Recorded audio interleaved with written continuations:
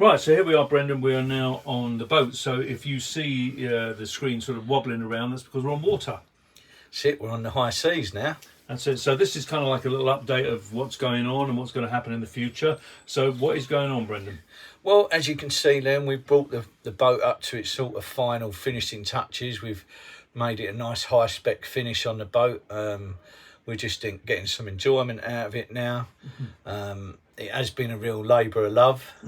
Glad it's over. Yeah, so no, it's kind of like Dave's last project, wasn't it? It was the last project that I started with Dave, and I hope, I do feel that he'd be really proud of it if he's seen it now. I think he would be well impressed, you know what I mean? We've Dave Courtney'd it up to the max.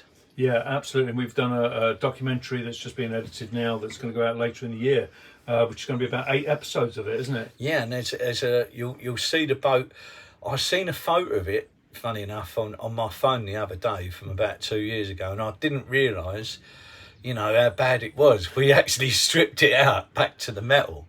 So it's had a full refurb in it. It's like a brand new boat, you know what I mean? Fantastic. So any events coming up that people might want to come along to? I've got a little event with Adrian Doughty on the 8th of May, and a big shout out to Maxine as well. Yeah, we all love you, Maxine. Get well.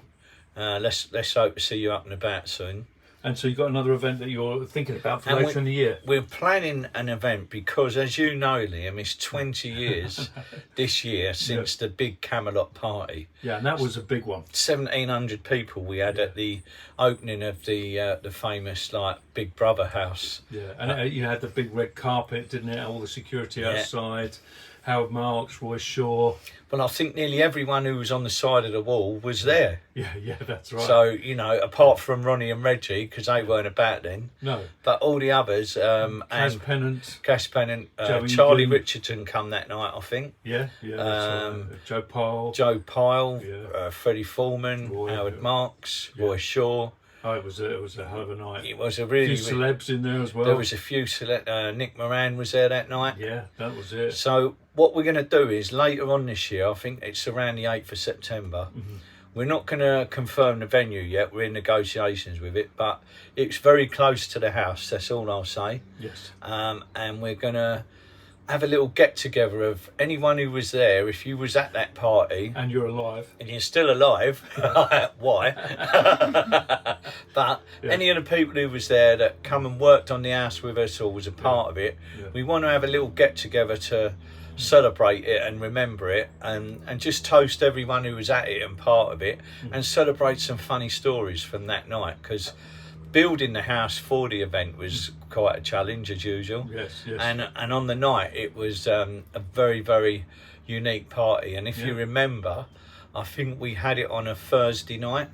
I said the Bronson family, I remember, were there, weren't they? And because David got the date wrong for the flyer, he put it on the 8th of September and it was meant to be the Friday, but in fact it was the Thursday. Right. So we had I think 1,700 people at an all-night party on a Thursday night at Camelot. The neighbours never forgot it, a lot of them. They really did remember it. What's important to me is, are these same girls who jumped into the pool going to be there? We haven't got a pool big enough. There was a couple of girls I remember that was in. What was that? Yeah, well, I think they might be past their, they might be past their prime now. You know, if they're still alive, even, but they could come back. You never know.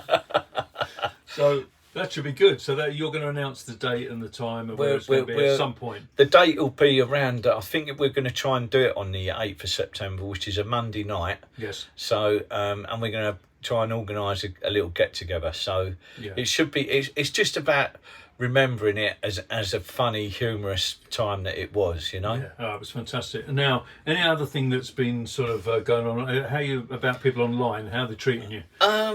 Listen, it doesn't matter what you do on here, Liam. Someone is always going to know better than you or to say something. I get the ump sometimes with people send me little clips, and I shouldn't do, really. You shouldn't get the ump with it, but I just think if you didn't say anything about Dave when he was alive, and if you're making up stories about him now that the police only got on you because of Dave and you didn't speak to him because of that, and you know, or you turned him away from somewhere. Like, I don't know, a lot of it seems to me like you should have said it when he was alive. Yeah, his door was always open. His door was always open. You could have spoke to him. You could have said anything.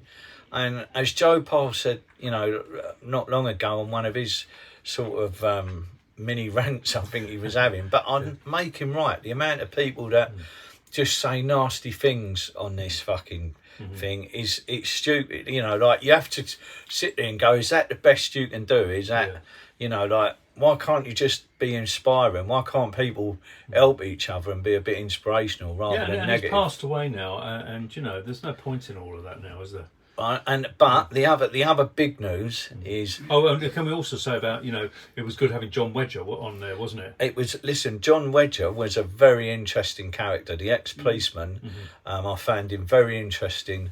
Had a lot of wisdom, and he sort of filled in a lot of the bits and pieces, like the fact that he said any real informant would never be revealed by the police. Yeah.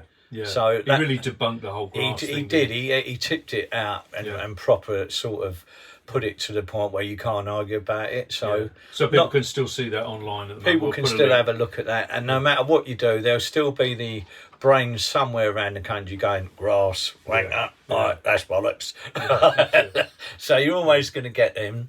Yeah. But the big news you were going to say. The big news is we've got the trailer for the documentary about Dave. It's just been finished now, so we're looking to hopefully go into production in the next sort of 8 to 10 weeks. At some point we're going to be the trailer's coming out and all the bits and pieces are going to be edited. It's going to take another couple of months. It probably won't be out this year in reality, but it's there, it's on the way. That's with a big production company, isn't it? Yeah, that's Dice Recordings are doing that with us. Yes. And it's a big project. It's actually doing Dave's life story is a massive project to do it huge justice. Yeah. Because it's like he lived 3 lives. He almost lived the lives of 3 people. He was just action packed. You know what I mean? He was definitely awake 20 years longer than he was here. Yeah. And you've been a bit sort of slightly upset about some people online maybe criticising him in the media, as it were. Yeah, well, I just feel that, you know, all this... Without mentioning names. Yeah, I don't want to give me any sort of credit, but anyone who slags him off now, if you didn't... Mate, there ain't no video of you anywhere on the internet saying anything about him when he was alive. Then what are you doing it for now that he's dead? Wasn't it, you know, about holding careers back and stuff like that? Yeah, like you people are sort of made out that he held their career back, and that he's brought heat on them and all that. I mean, the bottom line is, if you didn't say nothing, you had 20 years. You've had 20 years. You've all known Dave for the last 25 years. Whatever you want to say now that you didn't say when he was alive, I just think, why? Why didn't you come and say it to him? Why haven't you not spoke publicly before when he was alive? That's all. So without, all I would say to that is there's just no credence in what you're saying. Yeah, a lot of people owe their careers to him. Loads of people, you know.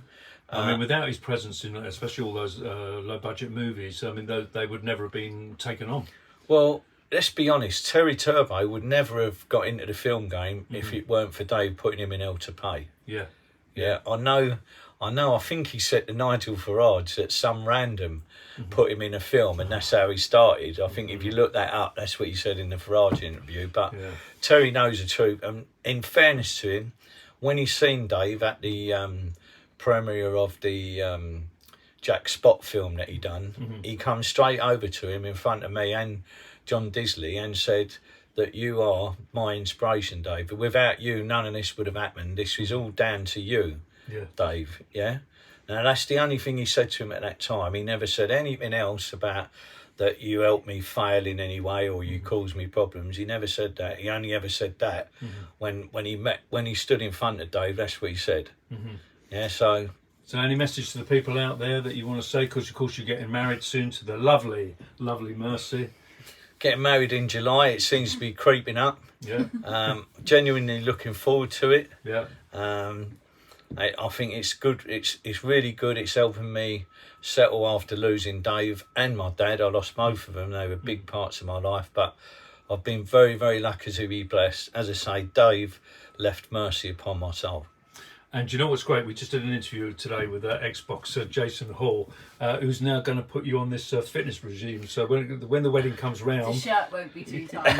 Yeah. You've got a bit of criticism, haven't you? Yeah, well, like, what it is, the shirts are shrinking. It's the way she washes the shirts. Not my belly, it's the way she washes the shirts. That's what somebody said online, didn't Yeah, someone said that my belly's too big for the shirt or the shirt's too small for my belly. But no, Jason, Kid London, he's going to get me fit, right? He's going to give me... six-pack by July. Yeah, I'll have a 6-pack of fucking San Miguel, I should think. That'd be about it. We're looking forward to seeing that. It's going to be great. So, yeah, no, and well done, Jason. You was excellent to interview you.